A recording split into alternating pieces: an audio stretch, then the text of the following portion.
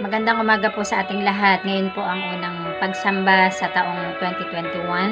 Tayo po ay manalangin. Panginoon naming Diyos na napakabuti sa lahat ng pagkakataon. Marami pong salamat sa unang araw na ito ng aming pagsamba sa bagong taon na ipinagkaloob mo sa amin. Salamat Panginoon sa nakaraang 2020 na talagang hindi mo po kami pinabayaan. Salamat sa tiwala, sa pananampalataya na ibinigay mo sa aming buhay upang kami ay magpatuloy na magtiwala sa iyo.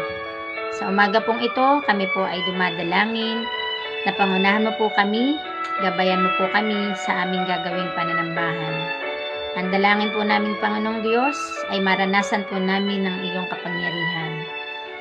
Panginoon, naway ang iyong banal na Espiritu ang pumagitna sa aming kalagitnaan.